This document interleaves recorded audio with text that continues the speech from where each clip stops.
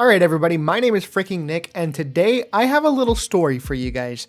So I went out of town a couple of weeks ago. I didn't play Dead by Daylight the whole time. I came back from vacation, and I still kind of wanted a little bit of a break from DBD, because I heard that the update had come out and it was terrible and people hated it. So I waited till they patched it, and then I decided to come back in.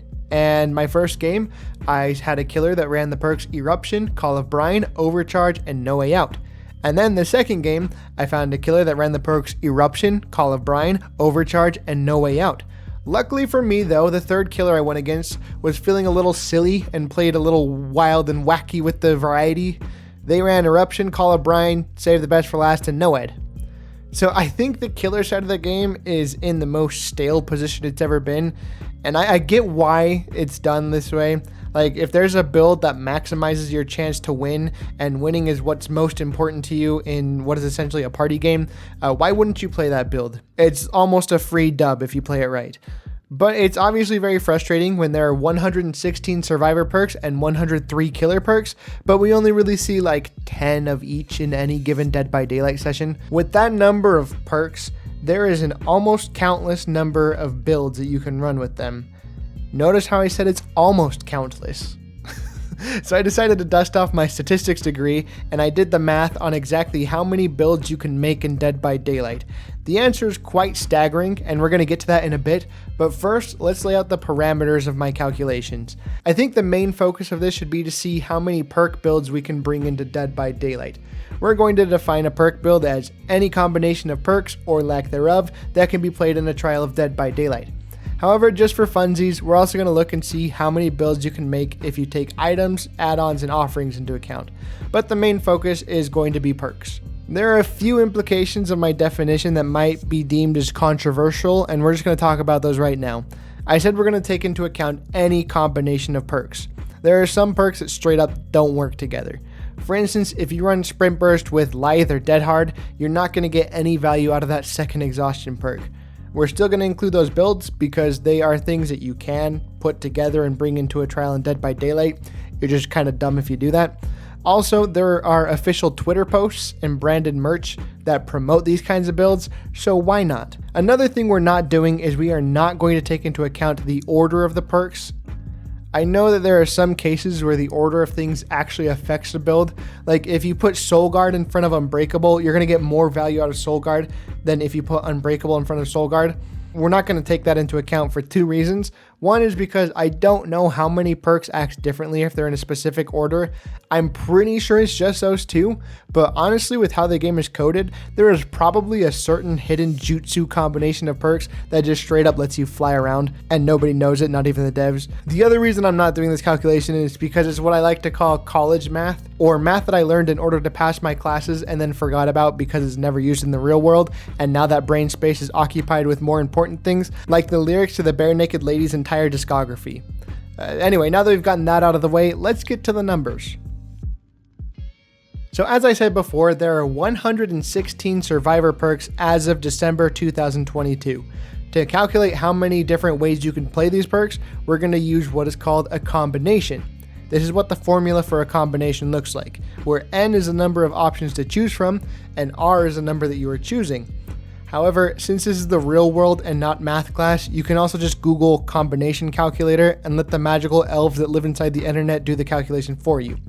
Plugging in the numbers, there are 116 different ways you can make a build with only one perk. There are 6,670 ways you can make a build with any two perks, 253,460 ways that you can make a 3-perk build, and 7,160,245 combinations using all 4 perk slots. Adding those up, and you get 7,420,291 different perk builds that you can make, which sounds like a lot, but it's actually not all, because you can also decide to run a build with no perks at all, which brings our total to a staggering 7,420,292. I know I said I wasn't going to do this, but I got bored during a meeting at work, popped open an Excel window, and decided to do the math to figure out how many builds are unusable just for shits and giggles. So if you're running Sprint Burst, you will never ever get any value out of Dead Hard or Lithe. You can still technically get value out of any other exhaustion perk if you really believe in yourself. So that being said, there are 12,998 builds that use Sprint Burst with Dead Hard and or Lithe. Also, if you run No Mither, you can't get any value out of Self-Care, Reactive Healing, For the People, Inner Healing, Solidarity, and Resurgence, which is 37,646 unusable builds. If you add those together and take out the builds that are duplicate, like if you run Sprint Burst, Lithe, No Mither, and Self-Care, you're going to end up with 50,632 builds with useless perks. If you want to account for that, then you have roughly 7,370,000 possible perk builds to choose from. So that is the amount of different perk builds you can make as a survivor in Dead by Daylight. In addition, each survivor has the option to run an item with 2 add-on slots for each item. Here are the different types of items along with how many add-ons each category has. I'm going to just show the calculation for flashlights, and then you can trust I did the other ones correctly. So there are 6 different types of flashlights and 14 add-ons you can run with the flashlights. For each of the different types of flashlight, you can run them with 1 add-on, 2 add-ons, or no add-ons at all. That means that there are 106 different ways you can use each flashlight.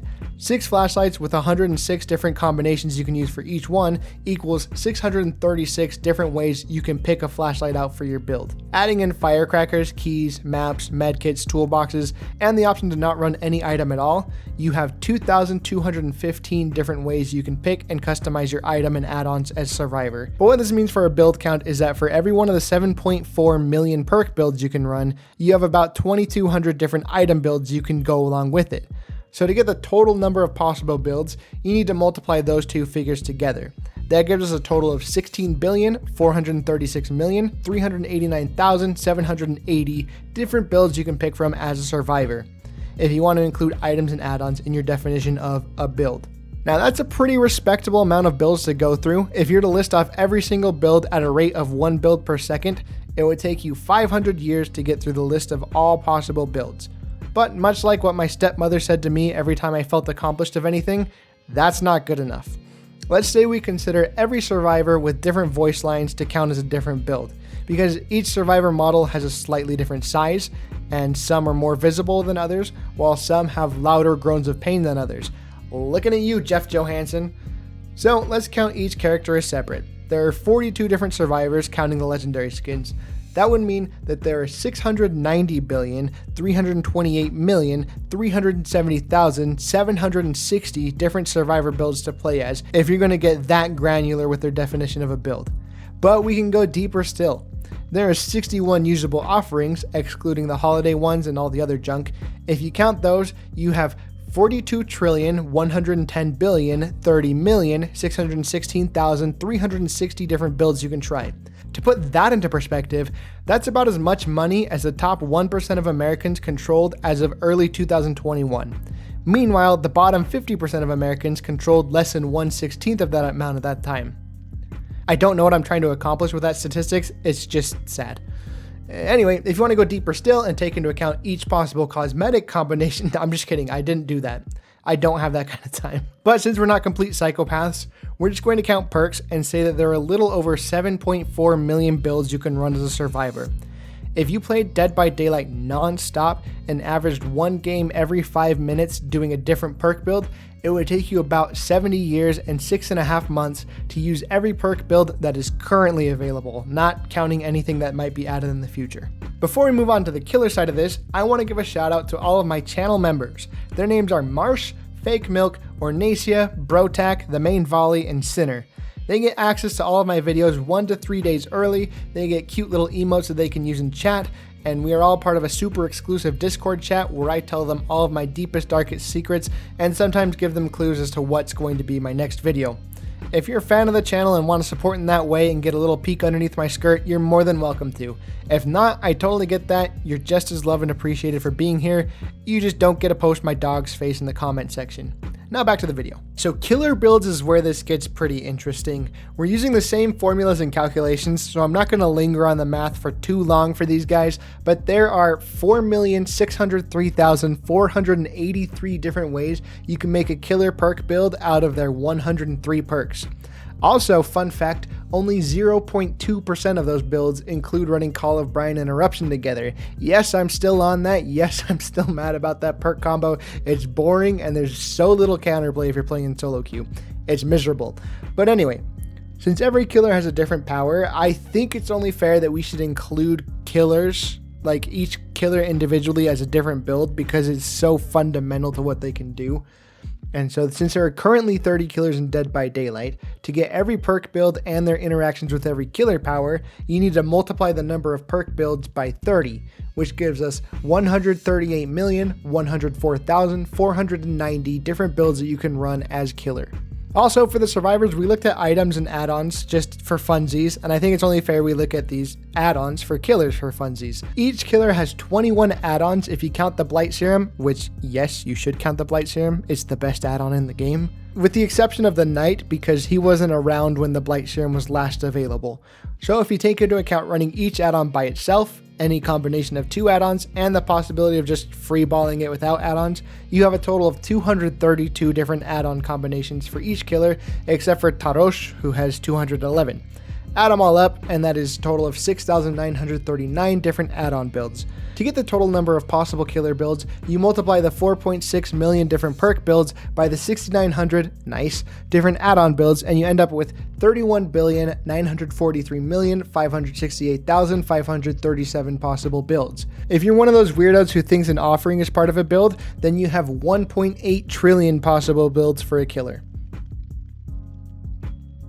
So what that means is when you log into the game, taking into account perks and killer powers, there are 145,524,982 possible builds you can choose from. A small portion of these builds include perks that do not function together, and a good chunk of these builds are just absolute duty, but the point still stands. The world is your litter box and you can piss wherever you want. Unfortunately, the balance team at Behavior has pretty good job so far to their way into making it so like 0.0001% of these builds are actually enticing and viable in the current meta. Like I said before, I can't really blame the players when I get slapped in the ass with my 5th Eruption Brine game in a row, or if a coordinated Swift runs the sweatiest, most try-hard builds imaginable and make me rethink every life choice that led me to this point. The players are just using what's available to them. It's not their fault that the devs have put us all in this weird dangling position where the least fun build and the most effective build are the same thing. And if you happen to play something off meta, you just have to kind of cross your fingers and hope the other side did too, or else you're just going to get spanked, but not in like a fun way of getting spanked. Just like the package of Oreos that my wife told me not to touch because she was going to eat them later, but she never did, the meta in Dead by Daylight has gotten really stale.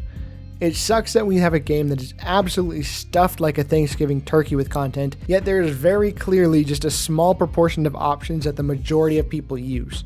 Another thing that really worries me is the prospect of Dead by Daylight reaching its critical mass. Like, here are the number of perk builds that you'll be able to make in just the next year with the next few chapters that are going to inevitably be released.